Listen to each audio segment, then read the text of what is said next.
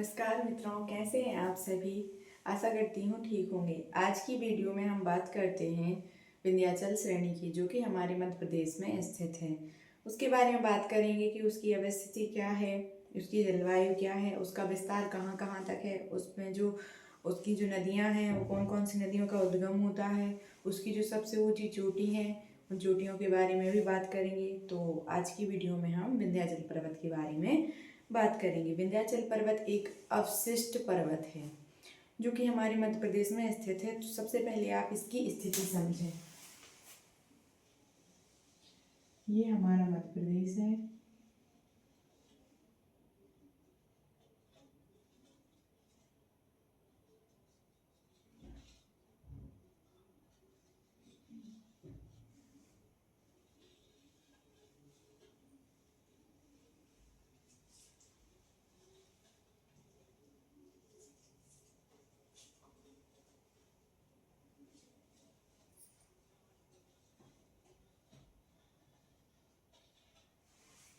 ये हमारा मध्य प्रदेश है।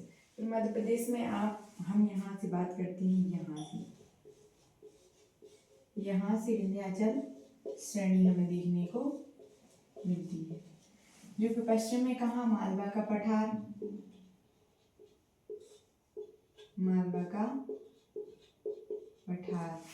और यहाँ पर ये उत्तर हो गए, ये पूर्व हो गए, तो ये उत्तर पूर्व है।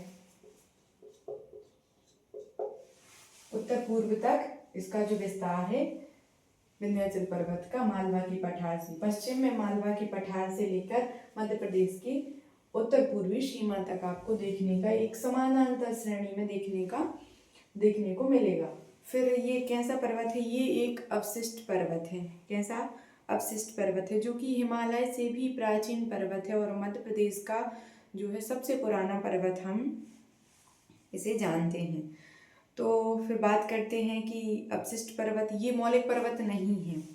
पूर्व निर्मित पर्वतों का पृथ्वी की अनेक अपरदन शक्तियों द्वारा घर्षण होता है। प्राप्त पर्वत को अवशिष्ट पर्वत कहते हैं। आप समझ रहे हैं, जो पूर्व में जो पृथ्वी की परतें हैं और पृथ्वी के निर्मित जो पर्वत हैं, पर्वतों का पृथ्वी की अनेक अपरदन शक्तियों द्वारा। अपरदन क्या होता है? अपरदन होता है किसी भी सेल का या चट्टान का टूटना, फूटना, बिखरना और एक स्थान से दूसरे स्थान पर जाना किसी भी माध्यम से, वायु या हिम या फिर जल, इन तीनों के माध्यम से एक स्थान से दूसरे स्थान जाना क्या कहलाता है? अपरदन। तो अपरदन शक्तियों द्वारा घर्षण होता है, फिर उसी के कारण जिस पर्वत का निर्माण होता है तो उसे हम अवशिष्ट पर्वत कहते हैं। और उदाहरण के तौर पे हम देख सकते हैं, जैसे अरावली जो पर्वत है वो एक अवशिष्ट पर्वत है और विंध्याचल जो पर्वत है वो भी एक अवशिष्ट पर्वत है। फिर इसका विस्तार हमने आपको बताया, तो विस्तार में आप यही लिखेंगे। विस्तार कहाँ से है? पश्चिम में मालवा के पठार से उत्तर पूर्वी तक, मध्य प्रदेश के उत्तर पूर्वी सीमा तक हमें देखने को मिलता है। फिर विंध्य क्रम की चट्टानों तथा ज्वालामुखी उद्गार से निकलने वाली लावा द्वारा, इसका जो निर्माण है विंध्य क्रम की चट्टानों द्वारा और ज्वालामुखी का जो लावा है उसके उद्गार से इसका जो निर्माण है वो हुआ है। फिर बात करते हैं कि विंध्याचल जो पर्वत है वो मुख्य रूप से जल विभाजक का काम करता है। कैसे, उसे भी हम समझें कि आप देखेंगे जब जैसे हम भारत का नक्शा एक छोटा सा बना लें तो उसमें आप समझें कि जल विभाजक का कार्य कैसे करता है।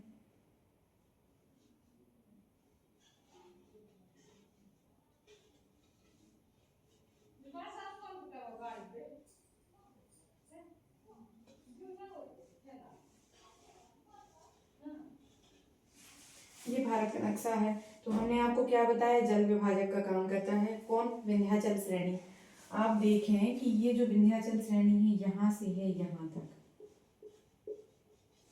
तो यहाँ की जो नदियाँ निकलती हैं वो सब दक्षिण में निकलती हैं और फिर यहाँ से ऐसे जाती हैं। और ये जो यहाँ से जितनी भी नदियाँ निकलती हैं, विंध्याचल श्रेणी से जितनी भी नदियाँ निकलती हैं, वो ऊपर जाकर या तो यमुना में या फिर गंगा में मिल जाती हैं। तो ऐसे ये जो नदियाँ निकलती हैं वो उत्तर की साइड प्रवाहित होती हैं और यहाँ से जो नदियाँ निकलती हैं वो दक्षिण की साइड प्रवाहित होती हैं।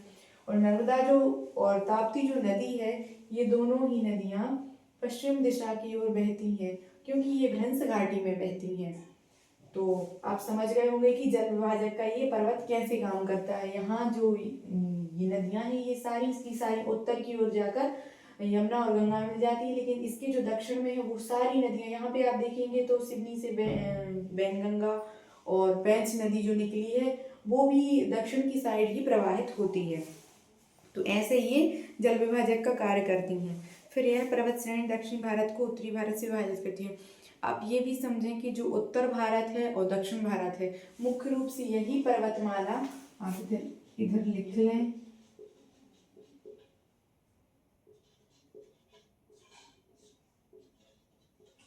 विंध्याचल श्रेणी।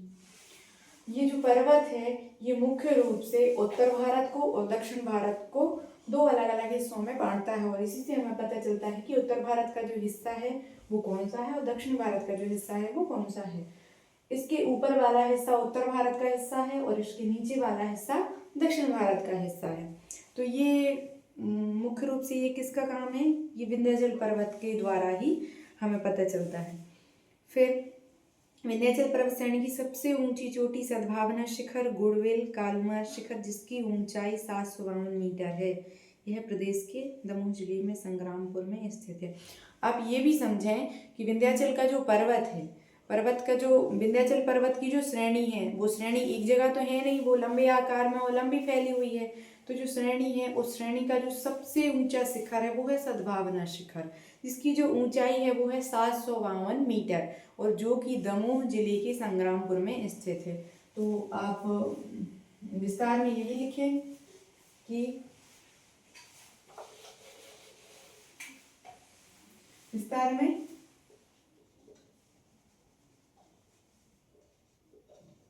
पश्चिम में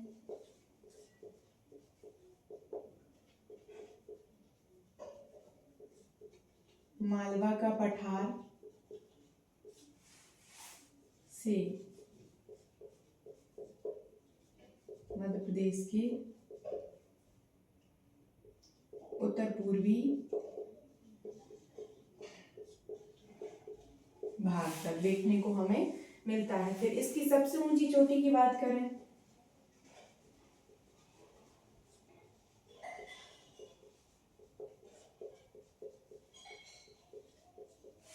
सबसे ऊंची चोटी कौन सी है, सद्भावना शिखर। ये मोस्ट इम्पोर्टेंट है, आप अपनी कॉपी में नोट जरूर कर लेना और टैग लगा लेना, मतलब उसे मोस्ट इम्पोर्टेंट एक नाम का टैग लगा लेना ताकि आपको पता चले कि ये चीज मोस्ट इम्पोर्टेंट है। सद्भावना शिखर कहाँ है, 752 मीटर इसकी ऊंचाई।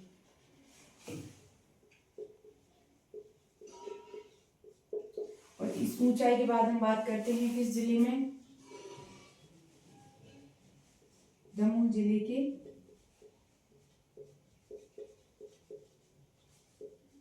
संग्रामपुर में। ठीक है, फिर इसके बाद हम बात करते हैं विंध्याचल पर्वत श्रेणी की औसत ऊंचाई 450 मीटर से 610 मीटर तक है। इसकी औसत ऊंचाई क्या है वो भी लिखें आप।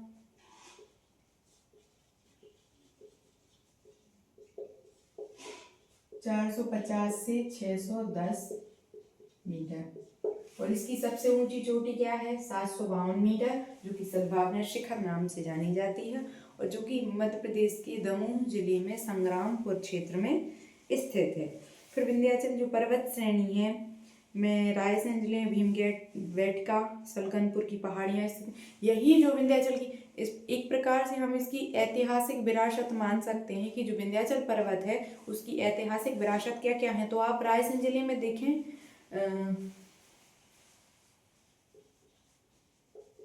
ऐतिहासिक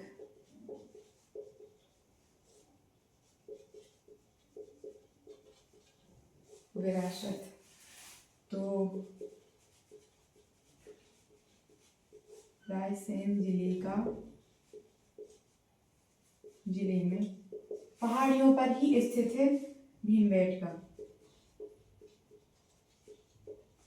जो कि किसके लिए प्रसिद्ध है। यहाँ पे आप देखें एक गुफा है, उस गुफा में विभिन्न प्रकार के चित्र बनाए गए हैं जो कि प्राचीन काल से अपना ताल्लुक रखते हैं। और सलकनपुर एक बहुत प्रसिद्ध क्षेत्र है, जो कि माता रानी का एक वहाँ पे मंदिर है और भारी मात्रा में प्रत्येक वर्ष वहाँ पर पर्यटक आते हैं और माँ का आशीर्वाद लेते हैं। तो जो सलकनपुर जो क्षेत्र है वो विंध्याचल पर्वत श्रेणी पे है। तो इसकी बात आप लिखें सलकनपुर।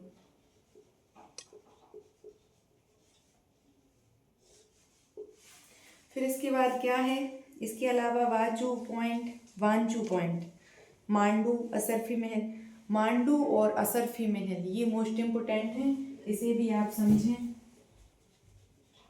मांडू असरफी महल, ये आप इनमें टैग लगा लें एक मोस्ट आईएमपी। फिर इसके बाद बात करते हैं कि जो विंध्याचल का जो पर्वत है उस पर्वत पर और कौन कौन सी पहाड़ियाँ हैं।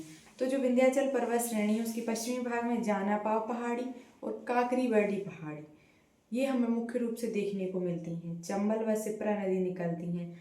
जानापाव पहाड़ी से चंबल नदी और काकरीबर्डी पहाड़ी से सिप्रा नदी निकलती है। कौन कौन सी पहाड़ी हैं? सबसे पहले आप इसका एक स्क्रीनशॉट ले लें ताकि आप अच्छे से लिख सकें। फिर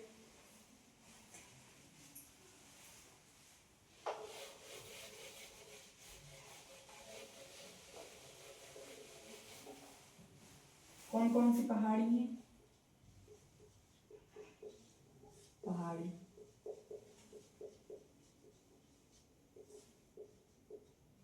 जानापाव पहाड़ी और काकरीबर्डी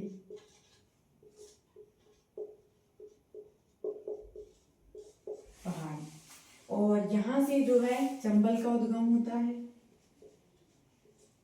और यहाँ से जो है शिप्रा का उद्गम होता है क्रमशः। ठीक है, इतना आप समझ गए होंगे। फिर हम आगे बात करते हैं विंध्याचल के मध्य भाग में विदिशा जिले में।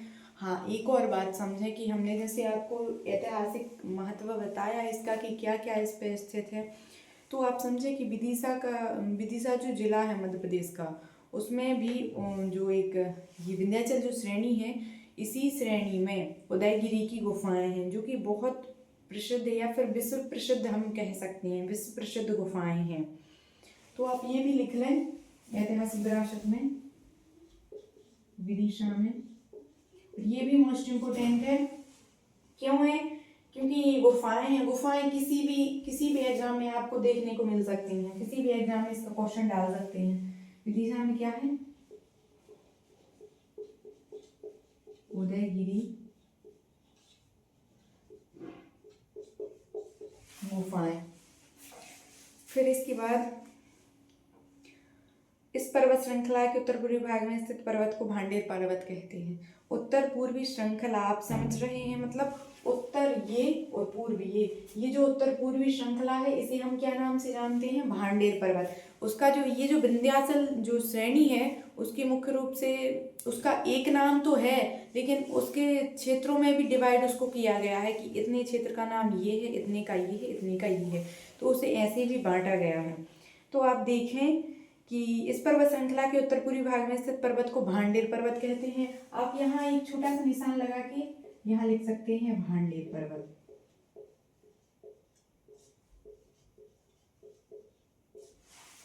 ठीक है, फिर इसके बाद हम बात करते हैं इसी पर्वत श्रेणी में शहडोल जिले में बांधवगढ़ पहाड़ियाँ पाई जाती हैं। इसी पर्वत का एक हिस्सा है जो कि शहडोल जिले में पड़ता है। आप यहाँ पे देखने को मिलेगा आपको यहाँ पे, और जो शहडोल जो जिला है वो शहडोल जिले में हमें बांधवगढ़ जो राष्ट्रीय उद्यान है वो देखने को मिलेगा। शहडोल में ये भी मोस्ट इम्पोर्टेंट है, आप याद रखें।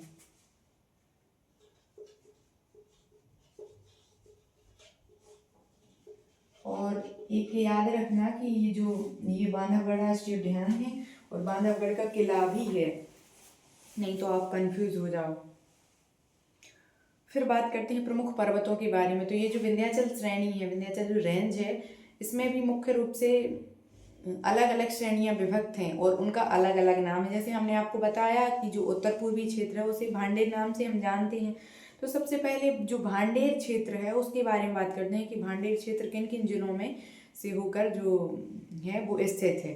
तो सबसे पहले बात करते हैं कि उत्तर पूर्वी जिले जो मुख्य रूप से छतरपुर, दमोह, पन्ना में स्थित है। और इस क्षेत्र में क्वार्टजाइट, बलुआ पत्थर और इसी श्रेणी के दक्षिण में जुबेरा गुंबद स्थित है।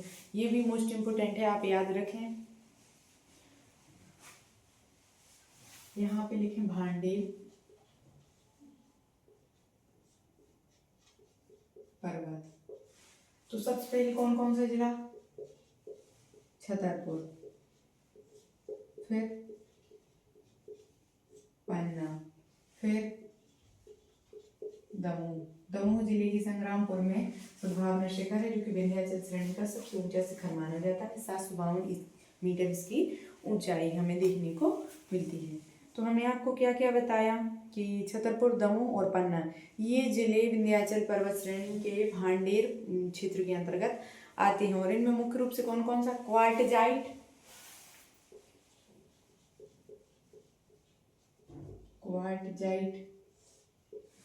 और बलुआ पत्थर।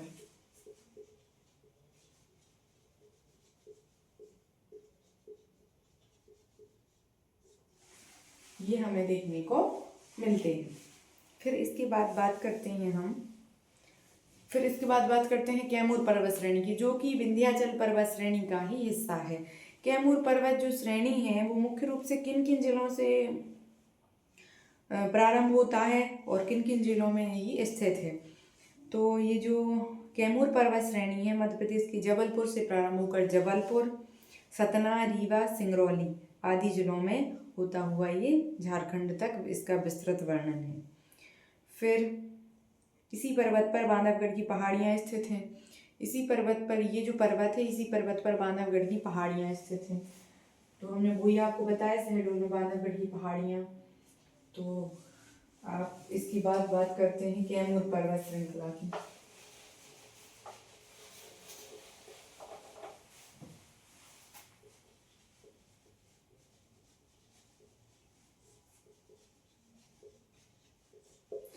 कैमूर पर्वत की बात करते हैं तो आप देखें कैमूर पर्वत के अंतर्गत कौन कौन से क्षेत्र हमें देखने को मिलते हैं। तो हमने आपको क्या बताया?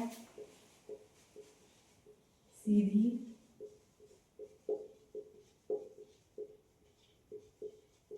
सिंगरौली और मुख्य रूप से सीधी, सिंगरौली, सतना और रीवा ये जो जिले हैं ये हमें इसमें देखने को मिलती हैं। सोन नदी और यमुना नदी की जल को विभाजित करती है।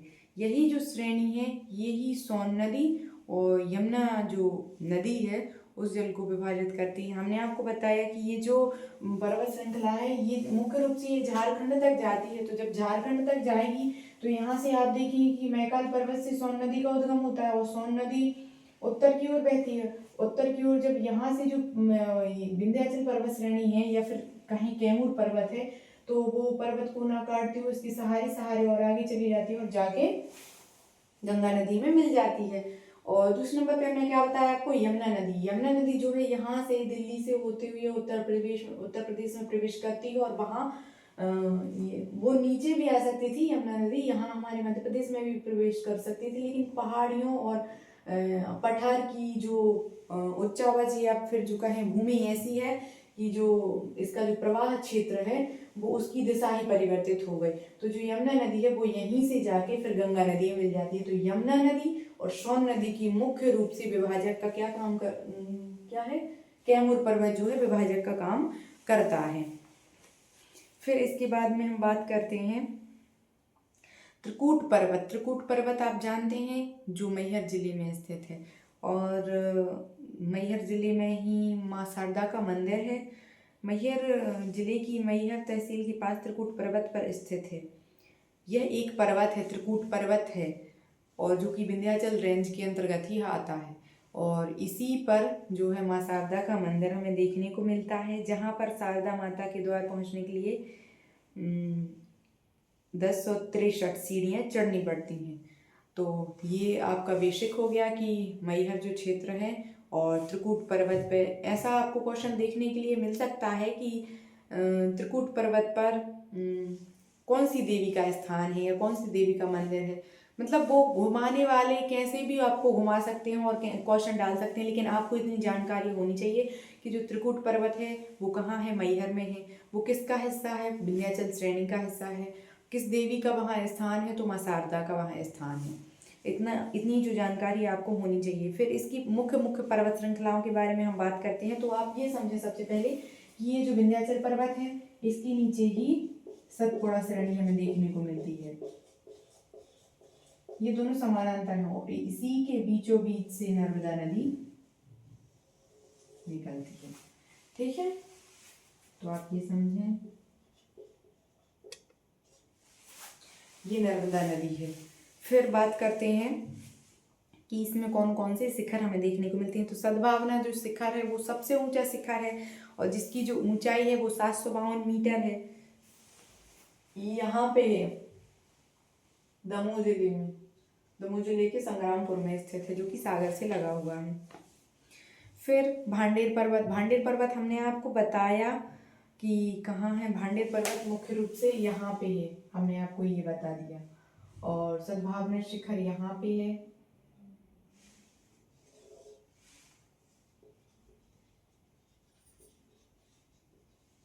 सद्भावना शिखर, इसकी ऊंचाई 752 मीटर हमें देखने को मिलती है, जो कि विंध्याचल पर्वत श्रेणी का सबसे ऊंचा शिखर है। फिर इसके बाद तीसरे नंबर पे आते हैं हम। तो जो तीसरा नंबर है मुख्य रूप से धजारी, जो कि 810 मीटर है, और जानापाव जो कि 854 है, और सिगार 851। आप ये ऊंचाई साथ में याद रखें ताकि किसी भी एग्जाम में आपके लिए जो ऊंचाई पूछी जाए तो आपको वो याद हो।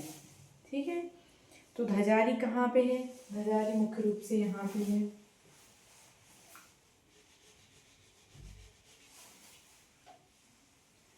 यहाँ पे है धजारी।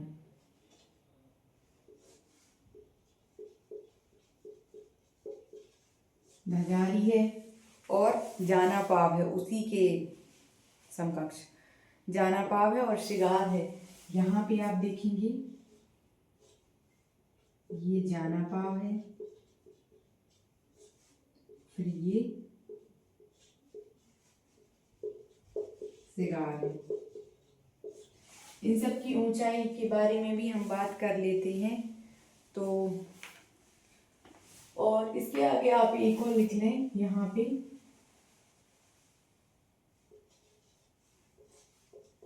कैमूर श्रेणी हमें देखने को मिलती है।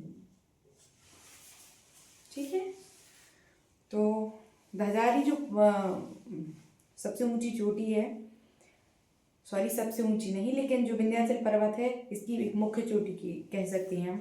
इसकी जो ऊंचाई है 810 मीटर है, जानापाव पहाड़ी की 854 और सिगार की 881।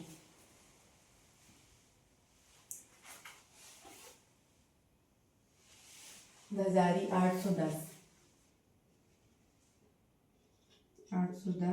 मीटर इसकी ऊंचाई है।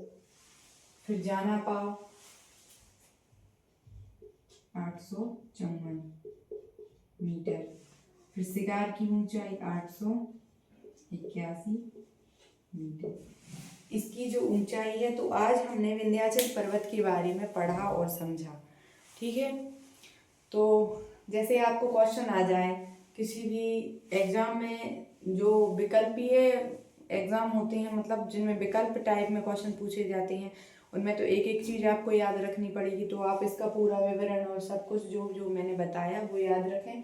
और उसके बाद हम बात करते हैं, जैसे कोई सिविल सर्विस एग्ज़ाम है तो उसके, जैसे मध्य प्रदेश का जो सिविल सर्विस एग्ज़ाम है MPPSC, तो उसमें जैसे कोई क्वेश्चन आएगा आपके लिए कि मध्य प्रदेश की पहाड़ियों के बारे में विवरण दीजिए, या फिर जो विंध्याचल श्रेणी है उसके बारे में, उसका सचित्र वर्णन कीजिए या उसके बारे में बताइए, कुछ भी आपको उससे रिलेटेड आ जाए तो आपको यही सब लिखना है, इसी के बारे में आपको विस्तृत वर्णन करना है। और आप विंध्याचल श्रेणी के बारे में यदि उनको बता रहे हैं, क्वेश्चन लिख रहे हैं, तो आप ये साथ में मैप ऐड जरूर कर दें, और मैप के ज़रिए आप उनको ये बता सकते हैं कि यहाँ पे ये वाली चोटी है, फिर यहाँ पे ये वाली चोटी है, इसकी ऊंचाई। जितना अच्छे से आप याद रखेंगे, जितना अच्छे से आप लिखेंगे, आपके नंबर बढ़ने की चांस उतने अधिक होंगे। तो आपके लिए ऐसा क्वेश्चन देखने को मिल सकता है। तो मैंने आज की क्लास में आपको पूरा विंध्याचल पर्वत श्रेणी के बारे में बताया है, और उसकी चोटियों के बारे में भी बताया है, उसकी जिलों के बारे में, उसकी विभिन्न प्रकार की जो उसमें जो विभिन्न प्रकार की श्रेणी है उसका ऐतिहासिक महत्व, उन श्रेणियों के नाम, जैसे कैमूर पर्वत यहाँ पे है और भांडे पर्वत यहाँ पे है, फिर यहाँ पे है ये जानापाव, धजारी, सिगार, ये सब हमें यहाँ पे देखने को मिलता है। फिर आगे की क्लास में हम बाकी दूसरे चैप्टर पर चर्चा करेंगे। तो आज के लिए इतना ही, धन्यवाद। अगर आपको हमारी वीडियो अच्छी लगी हो, हमारी जानकारी अच्छी लगी हो, तो हमारे चैनल को लाइक, कमेंट और सब्सक्राइब अवश्य करें। धन्यवाद।